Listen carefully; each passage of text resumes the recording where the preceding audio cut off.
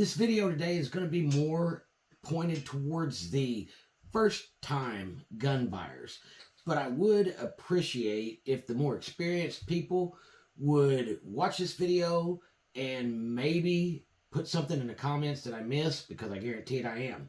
But we're going to go over the why you're getting a firearm and what firearm might be the best. So we're going to start out with the most popular. I want something for around my house for protection.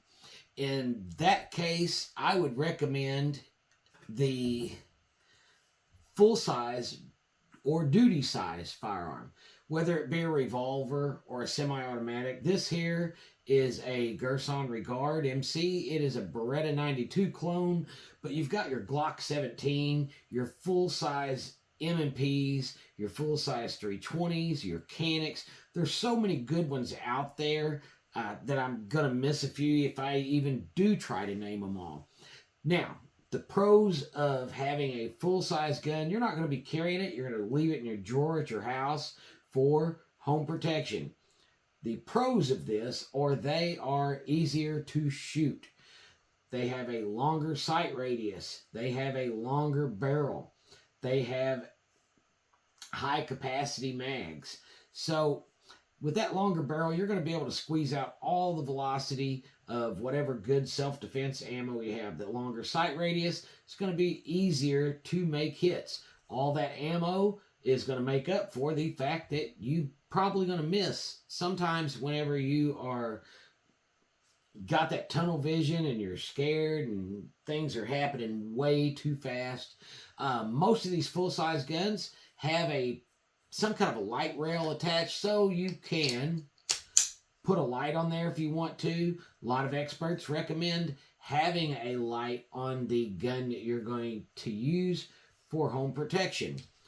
I still always like to have a handheld flashlight, but that's just one of the big pluses. So if all you're going to do is have this gun around your house, get a full-size gun. Get a big gun. When you do take them to the range, they're going to be funner to shoot, more enjoyable.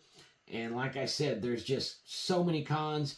That's why all the firearms that you see on the outside of people's belts that wear a gun for work are full-size duty guns. Now, if your intent is to carry on your person all the time, and you may have a job where your attire is a little bit difficult to conceal a weapon, then I recommend going with the smallest. Go to the other end of the spectrum. This is a Car PM9. It's the size of most 380s, but if this is a little too big, you've got your Ruger LCP, your Smith & Wesson Bodyguard. The SIG P365 is probably one of the highest selling pistols on the market right now. This gun right here is a dwarf next to the 365 though. It's very flat, very light. Like I said, this one's in 9mm. It is a little snappy. I wouldn't go below 380 if you're going to be serious about the whole I might need this in a shootout type situation. The cons on this gun is short barrel, short sight radius, and very low capacity. It has a magazine capacity of 6. One in a chamber gives you a total of 7. That's not a lot of rounds. But then again, you're not fighting the Russian mob, the Mexican cartel, or the North Korean army. So 7 rounds here with a spare mag of 6 probably get you out of about any scenario you would get into. Most of the other 380s that I mentioned also have a round count of 5 or 6. And let's face it, real life's not a John Wick movie. You're probably not going to be in an extended gun battle. It is comforting to know you've got extra ammo, but it's also comforting to know that you have a firearm all the time. And any firearm is better than no firearm. Now, there is a class of firearms in the middle. It's that Goldilocks era. The Glock 19, the Smith & Wesson M&P Compact, 320 Compact. Like I said, again, there's so many good ones out there.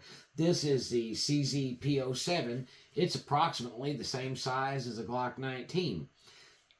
Most people can do a workaround and figure out a way to carry this 80% of the time. That other 20% of the time, you need a really small pistol. But this gun is big enough that it has a decent mag capacity. Most of them are around 15.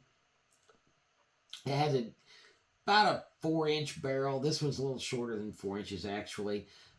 But you still get a decent velocity out of your ammo, a decent length, sight radius, and it's a very, very comfortable gun to shoot, so you won't mind shooting it as much as you will one of those little teeny tiny guns.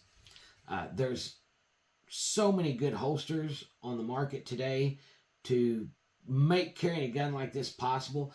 I'm a pretty small dude, and for the most part, I can conceal one of these decent enough. But yeah, you may have a job where you have to wear very nice clothes, tuck a shirt in, something like that. And that is where one of these firearms is going to come in. One of the micro guns. So, we're going to take these guns to the range this weekend. That'll be a follow-up video. And we're going to shoot each of them. And I know for a fact I can shoot this gun better than I can shoot this gun. I can shoot this gun better than I can shoot this gun. That's just me. Hickok 45 or the Honest Outlaw could probably take this gun right here and outshoot me with either one of these. But that's just a learning curve. That's something that you go to the range, you spend some time with ammo and just shooting. That you're going to get better with any of these the more you shoot them. I forgot to mention this Glock 19 CZP07 size guns. They also have light rails. But once you start adding accessories, they're going to be harder to conceal. That's one thing to consider. Anyway, I know I missed a lot, but if some more experienced guys watch this video, add what I missed in the comments. If you have any questions, hit the comments. That's what this channel is all about. I appreciate you being here. Appreciate you watching.